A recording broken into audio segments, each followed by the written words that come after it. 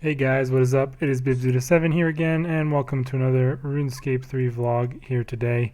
In this video, I'm going to be talking about this week's Tuesday live stream where they brought up a bunch of new information for the new update of 120 farming, herblore, and ranch out of time. This week they focused mainly on farming and the ranch, as last week they talked a lot about the herblore stuff. They also mentioned that one of the things that they showed towards the end of the RuneFest reveals, which was like a tech demo slash like showing off of what could possibly happen in the future. The movement smoothing, which makes it look nicer when you're moving between, various squares in the game, like just in general. That is going to be something that they're looking to come out with within the next couple of months. So I'm looking forward to that happening. It looked like it would be pretty nice, little improvement. Having that smoother movement might make the game look a bit better. So that's something that they also mentioned on this live stream. That's something that the core experience team are working towards developing. And yeah, that's pretty much all the other stuff they talked about. And then they went into the ranch out of time and 120 farming. So this is, of course, all coming out on Monday, the 25th of November. So looking forward to that. The grace period for these new things, as well as mainly, I think it's mainly the grace period for the 120s, as well as a few of the achievements surrounding the new skilling stuff. The grace period has actually been extended longer than 6 months.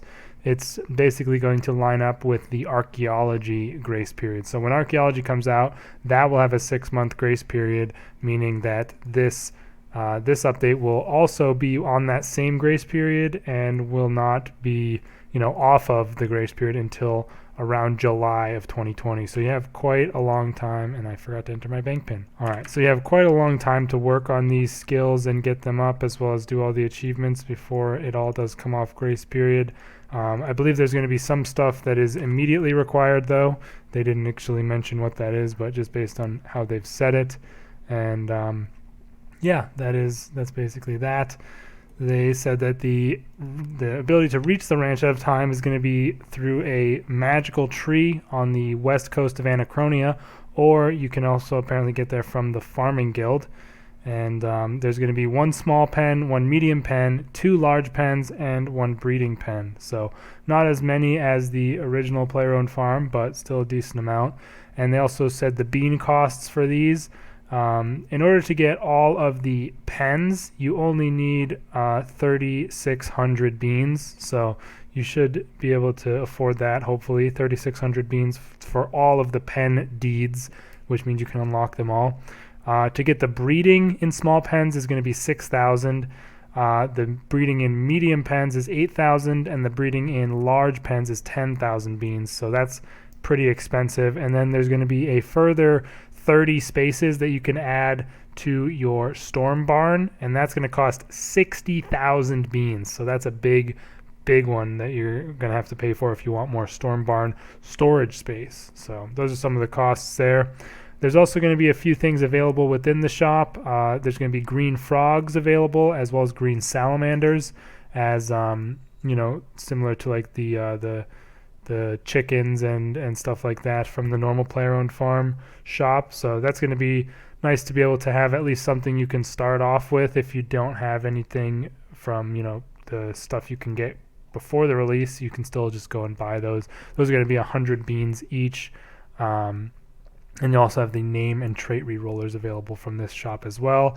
They're also converting the instant growth beans into supreme growth potions, which pretty much are going to be the same thing as those beans, except they require the seed itself. So you have to plant the seed that you want to grow instantly and then use the potion, just to make it so that the seeds aren't being skipped over in this process. And I think any that you have right now, any magic beans that you have right now, will be converted into something that you can immediately sell for the beans back, but you won't be able to use them, and they won't be turned straight into these potions. And the beans are obviously shared between the two farms, and there will be no free pens at this farm, so you have to buy and build every pen. Like at the first farm, I think you get the small pen the first small pen for free in Arty, if I remember right. So that will not be the case here. So that's important to know. And there'll also be no farmhands on launch, but they will probably be added later on. They also have the requirements for the pens here. The small pen requires 42 farming as well as 45 construction to build, and all of these are built using base camp materials instead of like construction items. And the small pens require 1,000 of each material, so really not that much at all. The medium pen requires 76 farming, so a pretty big jump there, as well as 80 construction and 25,000 of each of the base camp materials. So the fact that it requires all, I think 6 of them, is kind of significant. Like, you're going to have to be gathering them for quite a while if you need to get them all, because even if with the maximum amount of people, you can only put 10 on each if you're evenly distributing it. So that'll be a bit of an annoyance to some people, I assume. Furthermore, the first large pen, oh yeah, there's only one small pen, isn't there? Sorry about that. I might have confused that. But the first large pen requires 98 farming and 90 construction, as well as 75,000 of each resource, so half of a max stock, which is quite a lot. So you are going to have to, probably save up for these if you're not done with your base camp already. And the second large pen, the only difference is it requires 104 farming. So to have both large pens, you need 104, but you can have one at level 98, and that also costs 75k of each material. The breeding pen only requires 42 farming, so the same level as the small pen, but you need 100k of each material to build it. So that is quite a lot, and it's the most expensive one in terms of material that you need to have. So there's no way, as far as I know, that you can, no, there's absolutely no way. I know some people have talked about if you don't go to your base camp before going to the farm, build some stuff and then go to your base camp, you'll get like a big amount of resources, but even still, you won't be able to build, oh wait, if you did that, actually, you might be able to build it all if you got maximum resources once you spent them all already. But I don't know if anybody actually has the ability to do that or is doing that, but that is an option for you. If you don't want to have to wait too long to build everything, then go to the ranch immediately when the update comes out. Don't go through your base camp. Buy the stuff you want and then go to your base camp to refresh your resources. That supposedly is a strategy people are using. For the small pen, everything in there is going to be eating insects. That's a new type of food, is insects, which I don't know what is included in those, but there apparently are going to be some new ones as well, I think. So insects are food for frogs and salamanders. In the medium pen, you'll have Jadinkos and Varanosaurs, which eat meat. And the Jadinkos may also eat insects or flowers. And then you have the large pen, which has the brutish dinosaurs, and the BGH dinosaurs, which will also eat meat. So, yeah, that is going to be quite a lot of meat that you'll need to upkeep. I have quite a bit of bird meat from my daily runs to Uglog, but even then, I'm not sure I'm going to be able to keep up with all of this if I have a lot of pens filled. But yeah, there will be 5 frog breeds, 5 salamander breeds, 11 Jadinko breeds, and 4 of each BGH dinosaur. And those all include a single shiny. So there are quite a lot of breeds here. And you can't breed the BGH dinos together, like even if they're the same family, like the Bakula Rex or whatever it is can't breed with the Bakula Rex and stuff like that. So that's important to know. And the growth rates are going to continue on from the levels of dragons. So the higher level BGH dinosaurs are probably going to take longer to grow than even dragons do right now, but obviously we'll have additional XP to compensate, but these things are going to take a long time to grow. And this kind of is going to further support the idea of just using the food at the very end when they're already grown up to get their happiness and health up, because if you have it the whole time, they're going to be, wasting a ton of it when they're not really, it's not really going to be useful until you're actually claiming the whatever it's called, the XP and stuff. So that's important to know, I guess, as well. Moving on from there, They have a couple of new items that are coming out. They mentioned bottled dinosaur roar. It's kind of like the new stuff that came out with the player-owned farm. I'm sure you're familiar with, like the mycelial webbing, zygamite fruit, stuff like that. These monsters, or new animals that you can keep, will have similar things that they give you for probably new potions and stuff. And for the level table for the new farm animals is frogs are the lowest at 42. Then it jumps all the way up to 76 for Jadinkos, 97 for Varanosaurs. I don't know what they mean by Varanosaurs. Does that mean like everything that you get from Slayer? I'm not sure.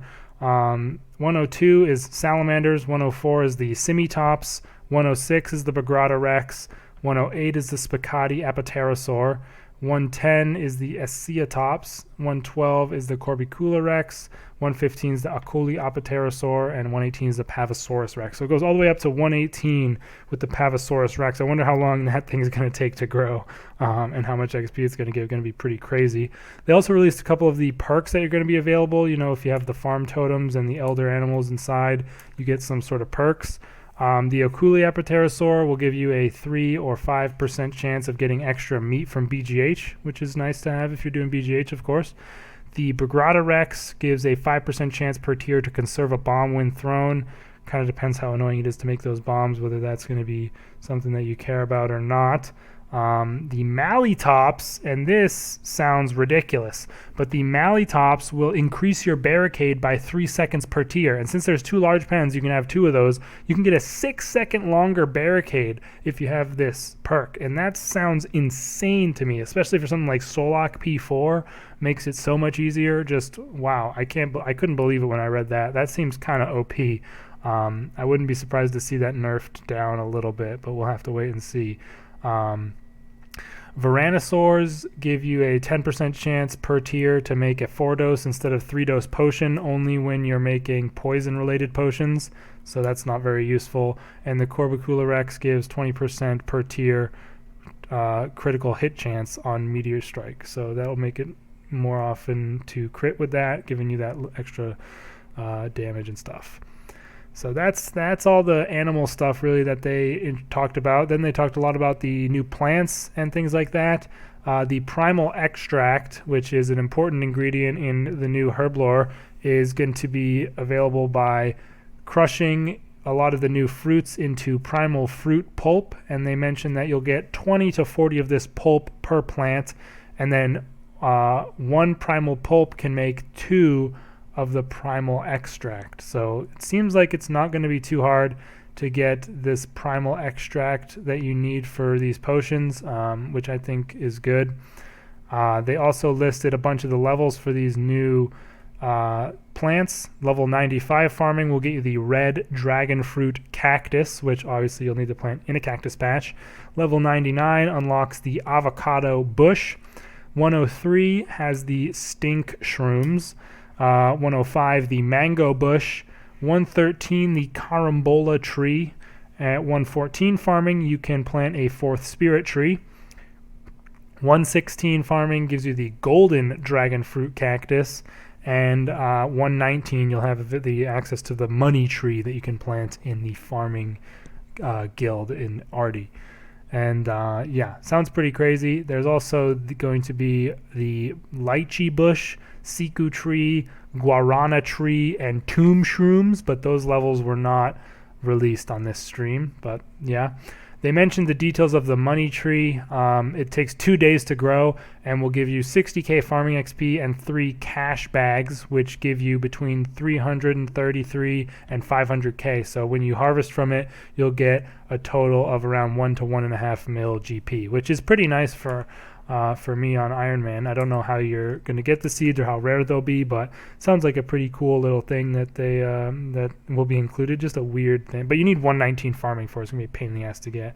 Oh, actually, they do mention the drop sources for money tree seeds will be bird's nests, the crystal chest, POF animals, checking the health of crops, tryst keys, and farmer requests. So not a whole lot of. It's mostly like while you're doing farming stuff, you'll be able to get these money tree seeds on occasion. The new seeds for various trees and bushes and stuff are going to be from BGH, Elite and Master Clues, pickpocketing rogues, Trisk keys, Jadinkos, and Lost Grove creatures. So a pretty limited range of places these new seeds are going to come from. I imagine they'll be quite expensive, especially on the day of release of the update. Moving on now to the Primal Feast, which is this crazy new food item that you're going to be able to make that is basically 4 sailfish in one. I'm pretty sure a sailfish heals 2,500, doesn't it? I'm not sure 100%, but either way, you're going to be able to it's going to be 1 inventory slot, and you can break it into 4 portions, each of which heals you 2,500 LP. So it's 10k health per inventory slot, which is more than a Super Sarah Brew, which is insane. A Super Sarah Brew flask. However, it is going to be about a bitch to make this thing. You need level 99 cooking to even start on any of the pieces, and you'll need all 3 of the tier 3 BGH meat, which is going to be tough to get, especially on Iron Man, but it's probably going to go up a lot in price. Then you'll need 1 of each of the harvest potion crops, a rainbow sweet corn, a cannonball cabbage, sweet potato, golden watermelon, all that stuff. You're going to need 1 of each of those, 1 dragon fruit from a new plant, and 1 mango from the new plant. And once you have all of that, you can combine it into 3 different pieces of this Primal Feast, and then you'll need to extreme cooking potion up to 115 cooking, and you can then combine them all into the Primal Feast. So it's going to be insane to make this thing, but I'm definitely going to want to do some of them on this account because they're super, super good and like going to be easily the best food item, obviously, in the game. 10k per slot. But yeah, that is that. They say there's no current plans to raise cooking to 120. It only requires 115 cooking because of how much it heals and stuff. So it makes sense, I guess, but it just seems like it's going to be so insane to make this thing. But those are the details on that. And they also released a bunch of stuff about the farming guild itself. So you're gonna have some stuff that I think you can unlock from there, or at least that are gonna exist there. The teleport to the dinosaur farm. There's gonna be new farming reputation, which sounds interesting. The money tree patch is gonna be there. There's gonna be a bloodwood tree patch that you can unlock, a spirit tree patch, the remote farming device, and you're gonna be able to do farming requests while there. There are going to be 7 tiers of this reputation, and the cap of it is 2.5 million rep. And anytime you do anything farming related, you'll gain farming reputation, apparently. And they list a couple of tiers that you unlock. At tier 1, which is 4,000 rep, you'll be able to plant the 4th spirit tree with 114 farming. At 25k rep, you'll be able to build the remote farm machine. 75k rep, you'll have less chance of animals becoming diseased, and buyers will buy twice as many animals on the farm per day. So pretty cool little unlocks. I'm looking forward to seeing the full list. That's only a couple of them there. The bloodwood tree unlock is going to be towards the higher end, they mentioned. And the remote farming device will require they said 50 living components and a few thousand casts of the remote farm spell itself. So that thing will be kind of useful, I think. I'm not too sure if anybody will actually want that, but yeah, they'll also be improving the farming yields of crops, where you'll get double or triple of crops as you level up higher. Between 99 and 115, they mentioned you can get things like double or triple marigolds, and hopefully other things like limpworts are included in there as well. Oh yeah, farming reputation gives a reward to harvest double from limpwort patches, so sounds like that's going to be pretty cool to rep for sure. And then there's also going to be these farming guild requests, which will have 3 different types: easy, medium, and hard. And the easy will be on a daily cycle, medium on a 3-day, and hard on a 7-day. And they'll request various things related to farming, like seeds, produce, animals, stuff like that.